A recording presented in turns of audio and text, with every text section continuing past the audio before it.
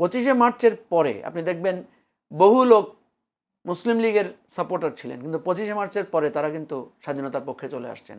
যে মুক্তিযুদ্ধের কথা যখন বলে তখন বাংলাদেশের স্বাধীনতা সংগ্রাম 1971 সালের মুক্তিযুদ্ধের অবিসংবাদিত নেতা, জাতির পিতা হিসেবে শেখ মুজিবুর রহমানের প্রতিকৃতি রাষ্ট্রপতি, প্রধানমন্ত্রী, স্পিকার সহ বিভিন্ন সরকারি, আধা সরকারি অফিস, বিভিন্ন প্রতিষ্ঠানে তার প্রতিকৃতির সংরক্ষণ এবং প্রদর্শন করার কথা। এবং যদি না করে এটা সংবিধান লঙ্ঘন হয় এখন পর্যন্ত। তো সেক্ষেত্রে মুক্তিযোদ্ধারা যেভাবে এই বিষয়টাকে স্টাবলিশড করে, মুক্তিযুদ্ধ, রাজাকার, এই বিষয়টা কি এই বিষয়টাকে তারা বেশি স্টাবলিশ করে? এখানে একটা জিনিস আছে, শেখ মুজিবুর রহমানের আপনার ছবিটাকে কথার যুক্তি আছে, আপনার কথার যুক্তি আছে, কিন্তু সময়টা একটা ফ্যাক্টর। সময়, স্থান, কাল এবং অন্যায়, অপকর্ম কোনোটাই ভালো কর্ম না। আপনার যদি যে নেতা বা নেত্রীরা ছিল 15.5 বছর, তারা যদি ওই সময়কার শহীদ প্রেসিডেন্ট জিয়া রহমান যেমন স্বাধীনতার ঘোষক, শেখ মুজিবুরের নামের উপর যুদ্ধ করেছে, উনি ছিলেন না যুদ্ধে, কিন্তু ওনার অবদান অস্বীকার করা যায় না। উনি জাতির পিতা হিসেবে আমি বলি জাতির পিতা হিসেবে, এটা এটা এটা এইখানেই প্রশ্নটা, আমি এই জায়গায় আসছি। তো এইটাও অস্বীকার করা যায় না, বাট তার উত্তরাধিকাররা তাকে যেভাবে ইউজ করেছে, যেভাবে তার চেতনা বিক্রি করেছে, সেটার সঙ্গে যদি ভাসানী, সোহরাওয়ার্দী, আপনার শেরে বাংলাকে ফজলুল হক, তারপরে আপনার নুরুল হক সহ যারা যারা তখন ছিলেন, উসমানী, শহীদ প্রেসিডেন্ট জিয়া রহমান তো আছেনই। তো এই নেতাগুলোর কথা যদি তারা বলতেন, আজকে কিন্তু তাদেরকে এই প্রশ্নের মুখোমুখি হতে হতো না, এই জিঘাংসার মুখোমুখি হতে হতো না। যেহেতু তারা এই কাজটা করে নাই, ইতিহাস কাউকে ক্ষমা করে না। যে আইনটা অন্যায়ভাবে আইন হিসেবে করা হয়েছে, কারণ জাতির পিতা কখন হবে? 3 জন এখানে আছি, 3 জন যদি বলি তাহলে সে কিন্তু কণ্ঠভোটে বা চরম সংখ্যাগরিষ্ঠতায় হবে। সংশোধন হয় না এখনো, তো সেই আমি ওটাই বলছি, মেনে চলার কথা।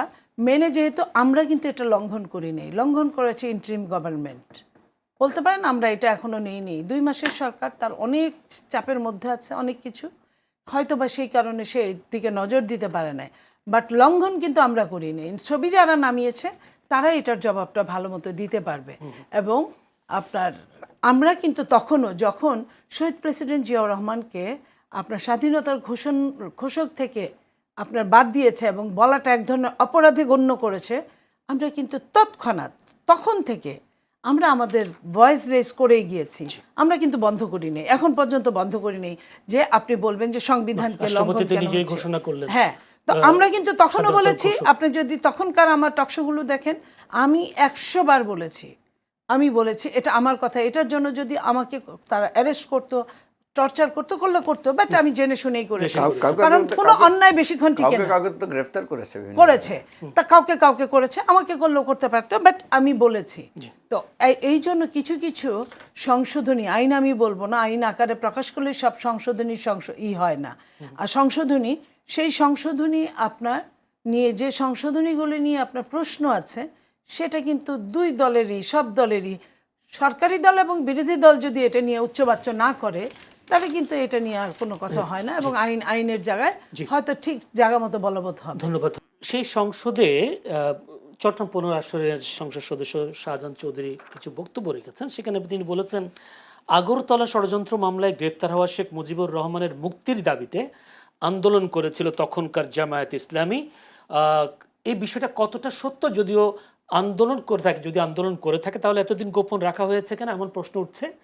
আর ডাকসুর সাবেক ভিপি ও প্রবীণ রাজনীতিবিদ মুজাহিদুল ইসলাম সেলিম তিনি একটি গণমাধ্যমকে বলেছেন, এই ধরনের দাবি সম্পূর্ণ উদ্ভট বিষয়টা। আর তিনি সাংসদের আবার এটাও বলেছেন, জামায়াত ইসলামের সাবেক আমির অধ্যাপক গোলাম আজম তৎকালীন পূর্ব পাকিস্তানের স্বাধিকারের পক্ষে প্রথম বক্তব্য দিয়েছিলেন।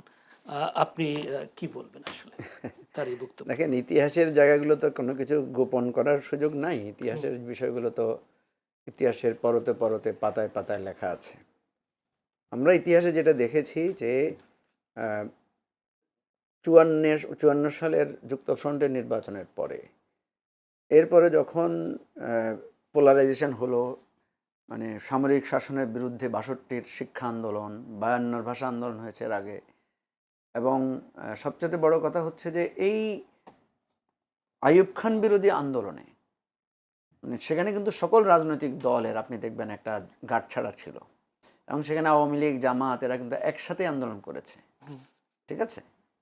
এখন প্রসঙ্গ হচ্ছে 70 সালের নির্বাচন যখন আসলো, 70 সালের নির্বাচনের জায়গায় 69-এর গণ অভ্যুত্থানের পরিপ্রেক্ষিতে 69-এর গণ অভ্যুত্থান আপনি দেখবেন সেখানে কিন্তু সকলেই কিন্তু আইয়ুব খানের বিরুদ্ধে একটা অবস্থানে ছিল। এখানে যে ত্রুটি বিচ্যুতিটা যেটা ধরা হয় সেটা হচ্ছে 71 সালে যে মালেক মন্ত্রিসভা ছিল আমাদের প্রাদেশিক সরকারে, সেখানে জামাতের বেশ কয়েকজন মন্ত্রী ছিলেন, কিন্তু সেখানে অন্যান্য দলেরও মন্ত্রী ছিলেন তখন, কিন্তু জামাতের মন্ত্রীদের ব্যাপারটা বেশি হাইলাইট করা হয়। ফলে এখানে তৎকালীন সময়ে আমাদের পূর্ব পাকিস্তান আন্দোলনে যাদের উপরে জুলুম নির্যাতন হয়েছে এখানে দায়টা কেউ তখন এড়াতে পারেন না, এটা গেল একটা দিক। সবচেয়ে গুরুত্বপূর্ণ জায়গা হচ্ছে যখন 25শে মার্চের গণহত্যা হয়ে গেল, আমি ধরে নিলাম কোনো রাজনৈতিক দলের রাজনৈতিক অবস্থান একরকম থাকতে পারে, উনি স্বাধীনতার পক্ষে, আমি স্বাধীনতার বিপক্ষে, আপনি পক্ষে, আরেকজন বিপক্ষে, এই ধরনের থাকতেই পারে। যখন কোনোটা গণহত্যা হয়, গণহত্যার তো কোনো রাজনৈতিক রূপ থাকতে পারে না। যেমন আমরা এবারে কেন আওয়ামী লীগকে দলীয়ভাবে দায়ী করছি, এত বড় একটা গণহত্যা হওয়ার পরে আমরা যখন দেখলাম পত্রিকার সম্পাদক, তারপরে আপনার বিজিএমইএ, এফবিসিসি এর নেতারা ওই গণহত্যাকে সাপোর্ট করে প্রধানমন্ত্রীকে প্রশংসা করছেন, তখন আমরা বলেছি যে না, এটা দলীয়ভাবে একটা ফ্যাসিজম, এরা প্রত্যেকে ফ্যাসিবাদের অংশ। আপনি ধরেন আমাদের দেশে কি হয়, আপনি ধরেন আমি যখন একটা পিতা হই, আমার সন্তান যদি কোনো চুরি করে বা কোনো অন্যায় কাজ করে, আমি তাকে পুলিশে দেই না? দায়িত্ব কি? আমার সন্তানকে আইনের হাতে সোপর্দ করা। আমি আবার কোর্টে গিয়ে তার জন্য জামিন চাইব। যেই পিতা তার দুষ্কৃতিকারী সন্তানকে পুলিশের হাতে ধরিয়ে দেয়, আমরা সেই পিতার প্রশংসা করি। আর যেই পিতা তার সন্তানকে প্রশ্রয় দেয় অন্যায় কাজের জন্য, সেই পিতাকে পর্যন্ত আমরা দোষী করি যে তুমিও মিয়া একটা কাপুরুষ বাপ বা একটা মানে শয়তানের অংশীদার। তো রাজনৈতিক বিভেদ এক জিনিস, কিন্তু যখন গণহত্যার মতো অপরাধ হয়, জ্বালাও পোড়াওয়ের মতো ঘটনা হয়, তখন আপনাকে একটা স্পষ্ট পজিশন নিতে হয়। বাংলাদেশে যারা স্বাধীনতা বিরোধিতা করেছে তাদের ব্যাপারে আমাদের প্রধান অভিযোগটা হচ্ছে যে 25 মার্চের আগ পর্যন্ত তার রাজনৈতিক ভূমিকা কী ছিল, তার রাজনৈতিক বক্তব্য কী ছিল, সেটা খুব বড় ধরনের ধর্তব্যের বিষয় না। 25শে মার্চের পরে আপনি দেখবেন বহু লোক মুসলিম লীগের সাপোর্টার ছিলেন, কিন্তু 25শে মার্চের পরে তারা কিন্তু স্বাধীনতার পক্ষে চলে আসছেন। বহু লোক স্বাধীনতাকে পছন্দ করেন না, স্বাধীনতা আন্দোলনকে সাপোর্ট দেন না, কিন্তু 25শে মার্চের গণহত্যার পরে সে কনভার্ট করে সে বলছেন না, এটা হইতে পারে না, এ ধরনের হত্যা, জুলুম, নির্যাতন হইতে পারে না। এই যে এবারে আমাদের আন্দোলনে যে এই যে শিশু, কিশোর, মা, বাবা সবাই রাস্তায় নেমে গেল কিসের ঘটনার পরে? আবু সাইদের ঘটনার পরে সবাই চেঞ্জ হয়ে গেছে, না এটা হইতে পারে না। মুগ্ধকে হত্যার পরে সাধারণ মানুষ রাস্তায় নেমে এসেছে, সাধারণ মানুষ বলছে নো, আর আওয়ামী লীগকে সাপোর্ট করা যায় না, আর শেখ হাসিনা এইভাবে ছেড়ে দেওয়া যায় না। 25শে মার্চের পরে আসলে বাংলাদেশ দুইটা ভাগে ভাগ হয়ে গেছে, এবং এই ভাগের জায়গায় যারা এরপরও যারা স্বাধীনতার পক্ষে আসেন নাই, তারা কিন্তু ইতিহাসের দায় কখনো এড়াতে পারবেন না। আমরা যেরকম এখন গণহত্যা করে নাই, শেখ হাসিনার দুষ্কৃতিকারীর অংশ না, কিন্তু কোনো না কোনোভাবে শেখ হাসিনাকে সাপোর্ট করেছে, তাকেও কিন্তু আমি বলছি যে সেও এই পাপের ভাগিদার। তো এই জায়গা থেকে আমি যেটা বলি যে আপনি কি ছিলেন, আপনি মানে 69-এর গণ অভ্যুত্থানে কোন পক্ষে ছিলেন, আপনি আন্দোলন সংগ্রামে কোন অবস্থানে কার জন্য পক্ষে ছিলেন, আগরতলা মামলায় কোন পক্ষে ছিলেন। যেমন জামাত সবসময় বলে যে আমরা তো 70 সালে নির্বাচনে শেখ মুজিবের হাতে ক্ষমতা হস্তান্তরের জন্য আমরা দাবি তুলেছিলাম। ভাই উনি তো নির্বাচনে জিতছে, আপনি দাবি তোলার কি আছে, তাই না? এখন ধরেন উনি নির্বাচনে জিতছেন, আমি বললাম যে নীলোফার চৌধুরী মনিকে শপথ পড়ানোর জন্য আমি দাবি দিয়েছি, এটা দাবি দেওয়ার কিছু, এটা তো ওনার রাইট, তাই না? তো এইটা কোনো মহত্বতার জায়গা না, এটা অনিবার্য জায়গা। আপনি যদি এটা বিরোধিতা করতেন তাহলে আপনি আরও বেশি মানে মানে ব্লেমড হতেন। আমার বিবেচনার জায়গাটা হচ্ছে 25শে মার্চের গণহত্যার পরের জায়গাটা থেকে যারা তখনও বাংলাদেশের স্বাধীনতার পক্ষে ভূমিকা রাখেন নাই বা এই গণহত্যাটাকে চ্যালেঞ্জ করতে পারেন নাই, বলতে পারেন নাই যে এটা একটা অমানবিক কাজ হয়েছে, এটা একটা মানবতার বিরুদ্ধে অপরাধ হয়েছে, এটা আমাদের জাতিসত্তা, আমার মেহনতি মানুষ, কৃষক, শ্রমিক জনতাকে মানে উপর একটা জুলুম, অত্যাচার, নৃশংসতা চালানো হয়েছে, এটা যারা বলতে পারেন নাই তাদের ইতিহাসের দায় আছে। এই ইতিহাসে জামায়াতকে দায়, জামায়াত অবশ্যই দায় এড়াতে পারে না। সেটা জামাত প্রমাণ করুক। জামাত যদি প্রমাণ করতে পারে যে 25শে মার্চের গণহত্যার পরে সে এটাকে, জামাতের কিছু কিছু কিছু লিটারেচারে এই কথাটা আছে যে ধরেন বিহারি হত্যা হয়েছিল, বিহারি হত্যার প্রতিবাদে বা বিহারি হত্যার কাউন্টার হিসাবে এই 25শে মার্চের গণহত্যা হয়েছে, হতে পারে। এটাও হিস্ট্রিতে থাকতে হবে। বিহারি হত্যাও কিন্তু একটা অমানবিক জেনোসাইড, সেটাও হয়েছে। আমার কথা হলো এই সমস্ত জায়গা সব ক্ষেত্রে এসে আপনাকে একটা ক্লিয়ার পজিশন নিতে হবে, ঠিক আছে?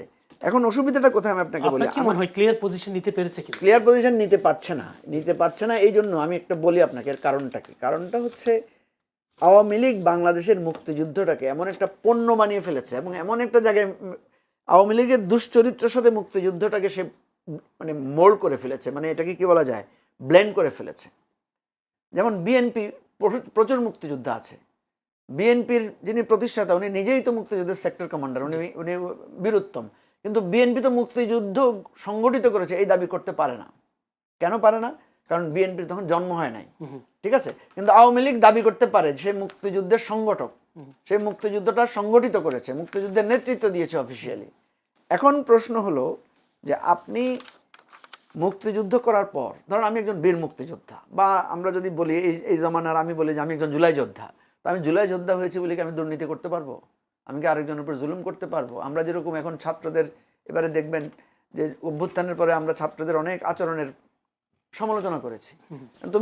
তুমি জুলাই অভ্যুত্থানের নেতৃত্ব দিয়েছো, তোমাকে আমার সেলিউট, কিন্তু তুমি যেটার জন্য লড়াই করেছো, তুমি যদি তার বিরুদ্ধে ভূমিকা রাখো তাহলে তো তোমাকে আমি ব্লেম করব। তাহলে মুক্তিযোদ্ধা তিনি যদি সে লুটপাট করেন, তিনি যদি চুরি করেন, যেমন কি হয়েছে দেখেন, আমার খেয়াল আছে মনিয়াপা আপনার তো আরো খেয়াল থাকার কথা, যে 81 সালের নির্বাচন আমি দেখেছি কম্বল চোরা মুজিব কোর্ট আর দেব না নৌকায় ভোট, 18টি সাক্ষী আছে আর যাব না নৌকার কাছে, এই ধরনের স্লোগান শুনেছি। আমরা তখন ছোট, স্কুলে পড়ি আমরা। তো তার মানে কি? তার মানে হচ্ছে তুমি মুক্তিযুদ্ধ করেছো, রাইট, বাট তুমি কম্বল চুরি করেছো। তোমার প্রধানমন্ত্রী শেখ মুজিবুর রহমান নিজেই বলছে আমার দলের লোকেরা কম্বল চুরি করেছে। দুর্ভিক্ষ হয়েছে 74 সালে, মানুষ ডাস্টবিনের খাবার কেড়ে খেয়েছে। আপনি মুক্তিযুদ্ধ করেছেন বলে আপনি দুর্ভিক্ষ আনবেন, আপনাকে তো এটার জন্য ছাড় দেওয়া হবে না। আওয়ামী লীগ এইভাবে মুক্তিযুদ্ধটাকে কলুষিত করেছে, ফলে বাংলাদেশে একটা জেনারেশন বা একটা জনমত তৈরি হয়েছে। দেখবেন কিছু লোক আছে মুক্তিযুদ্ধ শুনলেই সে খেপে যায়, বলছে ভাই এটা আর বলেন না, এটা বলে বলে আমাদেরকে অনেক ইয়া করা হয়েছে আমাদের পর। আপনি পিওর মুক্তিযোদ্ধাদেরকে রাজাকার বানিয়ে দেওয়া হয়েছে, যে আওয়ামী লীগ করে না সেই রাজাকার, আওয়ামী লীগ না করলে সেই জিয়াউর রহমানকে বলেছে পাকিস্তানের চর, দেখেছেন? তো সুতরাং এই জায়গাটা একটা পাল্টা ন্যারেটিভও দাঁড়িয়ে গেছে, এই জন্য বিষয়গুলো জটিল হয়ে গেছে। জামাত এখন চিন্তা করে সে যদি এখন সব তওবা করে ক্ষমা চেয়ে সে যদি আসে, তাহলে সে যে ন্যারেটিভটা তৈরি করেছিল সেটা তো তার কাউন্টার হবে, এই জন্য জটিলতাগুলো তৈরি হয়েছে। তারপর আমি যেটা মনে করি, এনাফ ইজ এনাফ, 55 বছর পার হয়েছে, বিএনপি জামাত বসে এই বিষয়টা ফয়সালা করা উচিত। ধন্যবাদ।